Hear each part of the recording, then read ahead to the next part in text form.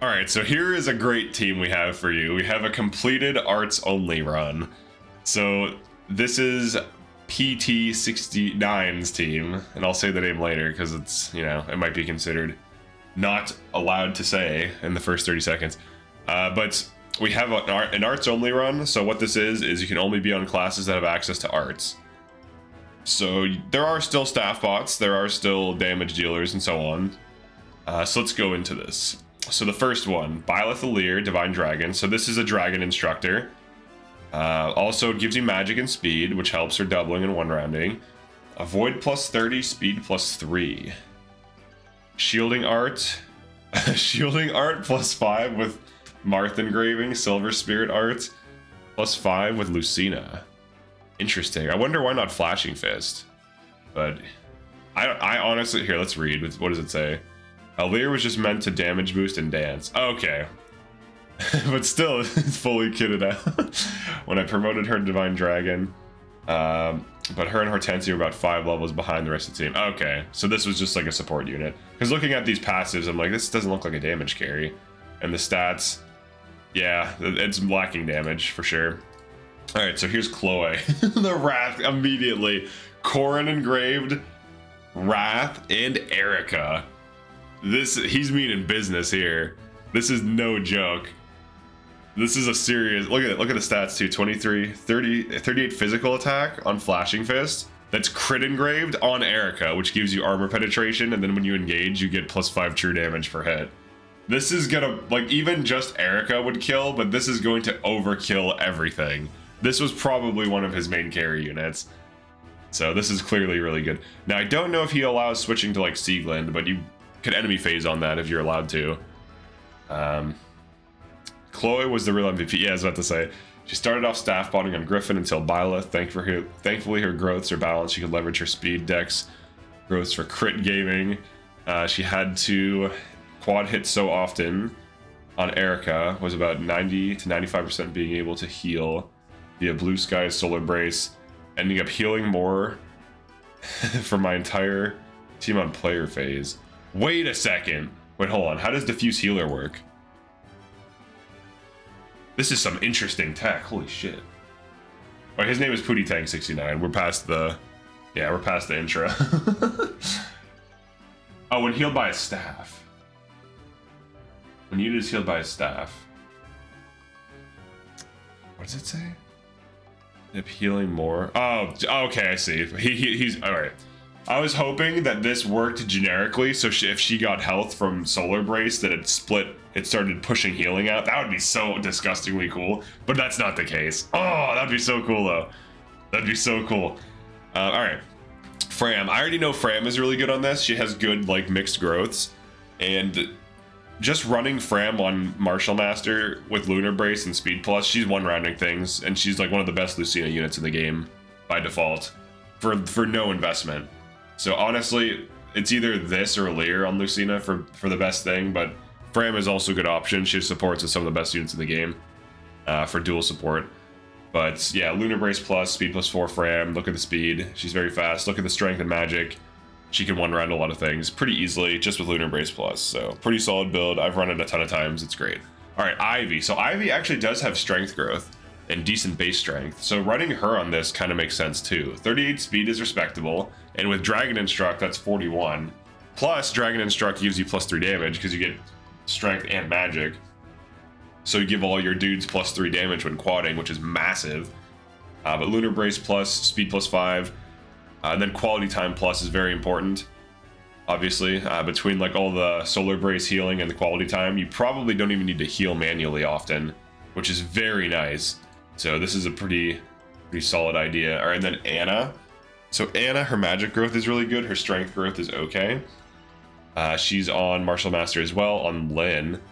So she is 40 speed without speed taking. So 50 speed with speed taker on Flashing Fist with Lucina, which allows her to avoid tank basically, because when she speed takes, she will be plus 40 more speed, or I'm sorry, plus 20 more avoid. So she'll be 143 avoid, which is pretty good.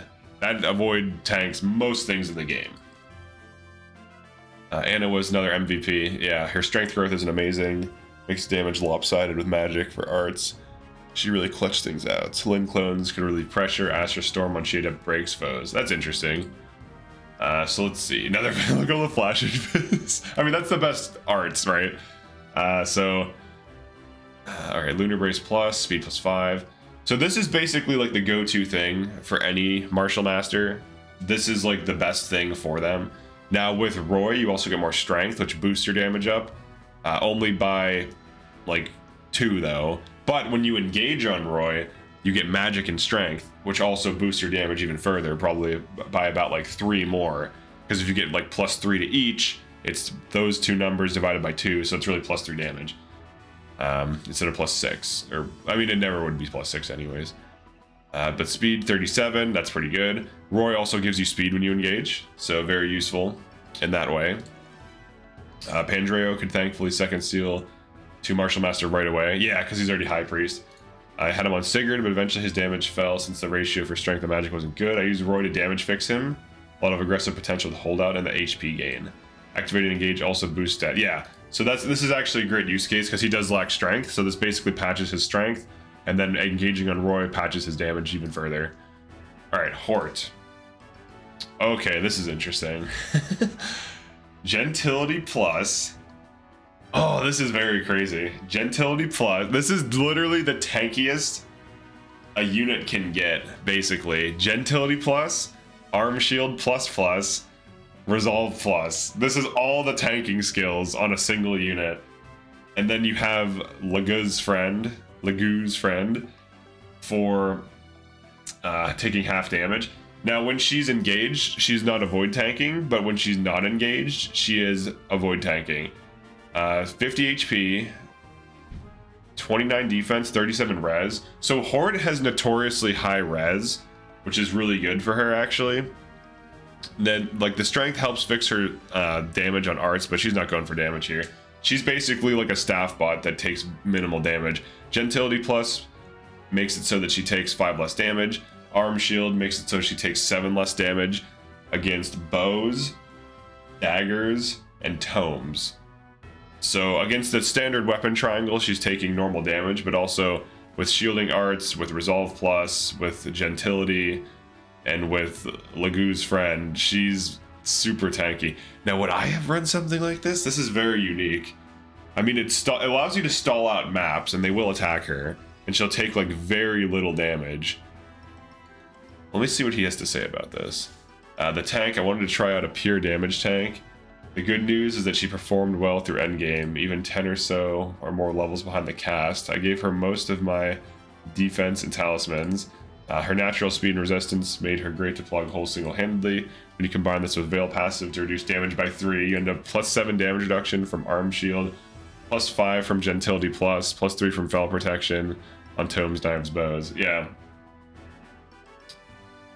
that's pretty decent. That's just very tanky. Now, could Horde have been used in this run other than this? I don't know, because she doesn't have strength, so her damage is always going to be low.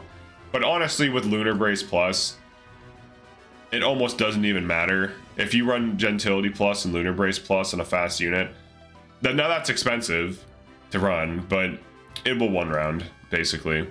It was wild to see her while engaged take 2 to 5 enemies, or 2 to 5 damage from enemies with 60 plus magic. Physical wasn't as good. She ate Thoron users for breakfast. Alright, and then the Dancer. Quality time, gentility plus, arm shield. Yeah, this is the super tank, and then shielding art. This is how you make a Dancer tanky. You give him this build. So this is just so much tanking. The arm shield protects him from ranged threats, which are typically what can last hit a Dancer. Gentility plus just gives him tanking, quality time just for healing. And then he just has utility staffs on him so that people can take them off, which is nice. And then the Veil. Lunar Brace plus, speed plus 4. Veil has good mixed growths, or like mixed stats, like strike magic. So she can easily get away with being a damage carry on a build like this. So look at the damage, 41 before Lunar Brace. Like 41 physical attack is decent when quadding, especially with Lunar Brace. That's gonna one round pretty much everything. And the speed is good. So this is, oh yeah, and Marth gives you an extra attack. So this is typically who should get Marth anyways, because you get them at the same time. and like your other units builds are going to be made. So typically it's hard to plan for like a middle game unit to run Marth, because then what are they doing for all that time, right? They're going to be doing something else. Now you can have them on a temporary emblem, then switch them to Marth, but typically this is like Vale's emblem, I would say. And it complements her very well. It gives her dex and speed, and it gives you +4 speed at bond 20.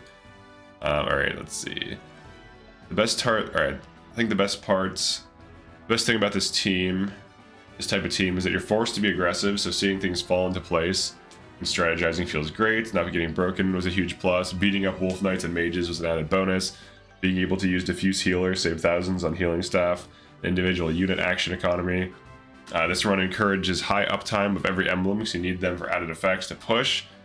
Since you recover engage so quickly, you could run out of engage, get into combat, get dance, get back into engage. Yeah, that's the one nice thing about Martial Master, especially Martial Master Erica. So where is his Erica? Let's see, Ivy Corrin. That's the nice thing about Erica on a Martial Master. You're going to quad, and if you do not kill in the first 2 or 3 hits, what happens is you hit twice, you build 2 meter, you get counterattacked, even if it misses, it builds a meter. You hit twice and it builds 2 meter. So you build 5 meter from a single combat, which is crazy. So like at worst, your downtime is like 2 turns, where like with 1 turn you build like 3 to 5 meter, and then the next turn you build 3 to 5 meter, and then turn 3 you're engaged again. Or let's say you already got hit or something on enemy phase after your engage ran out, and then you just attack something, rebuild your meter, get dance, and you've engaged the same turn. So, and then you can also goddess dance too to like refill meter. So like this actually, like quadding is really good specifically for this reason. So it's actually very logical that that's one of the advantages of a team like this. But also typically when I run an Erica unit, I want them like with some kind of brave weapon, or I want it on like a Martial Master. Well, really, maybe just like unit like a Brave Sword or something. Let's see. On the resource side, money isn't a problem. This team comp is very expensive on SP overall. Yeah, I was about to say, you have to be real lucky with drops. If I could change anything, I probably would have allowed myself to use engage attacks / non-art weapons as part of the run, just not go crazy. Yeah, I think that's fine. Like if you were to have Vale use Mercurius situationally, or Falchion, or have Hort do like a Great Aether. For like 20 damage. No, but it's like some of these weapons are good too, right? Binding Blade is decent. Like Mulagir helps a lot for just like, it's dragon effective, so it's really good at killing wyverns. The hardest chapters were 11. Oh yeah, because you don't have bows. So all those flyers you have to like beat to death, and they're quite fast too. 11, 21, 24. 23 was easier with 1,000,000 restore staffs, but 23 or 24 was by far the most difficult. I wonder if he knows about Micaiah Chi Adept. I'm pretty sure. Yeah, Micaiah Chi Adept Great Sack. Look at that. Hell yeah, I've used this before. Kyr's statuses. I wonder if he knew about that, because I see he wasn't running Micaiah. But I wonder if he knew about that. Very useful. Incredibly useful for chapter 23. It almost seems like it was made specifically for chapter 23, because then one unit just cleanses everything, and it just gives you so many actions back, so you don't have to spend like 3 units actions fixing freeze, which is, you know, a pain. But if he would have known that, I'm sure he would have done it. But it's super obscure. Why is Micaiah on a Chi Adept? I don't know. But I just happened to notice that in one of my playthroughs, and it's something that always stuck out to me. Also 20% HP, plus 20% HP to healed, or HP healed by staves. I hate they can say staffs is technically correct. It doesn't have to be staves. Either, they're interchangeable. I'm pushing against the grain on this. I say staffs. But yeah, plus 20% HP on staffs, and cure status on Great Sack. Pretty huge, plus the diffuse healer. So if you Great Sack, you also, if you get like recovered or something, you split half of that. So if you get recovered for like 50, you split 25 health in every direction adjacent, which is huge. But yeah, some pretty interesting tech with Micaiah on She Adept. And yeah, pretty good team. Pretty much most of the builds ended up being... I like the Wrath. Like, why Wrath, though? I feel like just this kill... This is so overkill. It's awesome. Maybe for Sombron. Maybe for Sombron, because then you're, like, guaranteed crits, basically. Because Corrin is crit plus 30. Wrath is crit plus 30. Chloe's dex of 30 gives her plus 15 crit, because dex divided by 2. So she has pretty high crit rate. So she probably is looking at like 50 to 60 crit on Sombron when quadding, which is actually kind of insane with the armor penetration, because Sombron is a tanky, beefy boy who has like 43 defense and 42 res. So if you have Lunar Brace Plus, you're getting 30% of that, which I think is 12, right? My basic math is correct. Let's see. Let's do this. Yeah, it's 12. It might round up to 13. Yeah, so 12 damage per hit on top of crits. So even if you have 0 damage, you can penetrate the armor. But the damage, his damage reduction does affect the like true damage. So still, this is pretty good. All right, thank you PootyTang69 for submitting this team. This is a pretty cool team.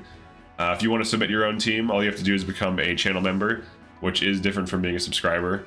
It's like being a Twitch sub type of thing.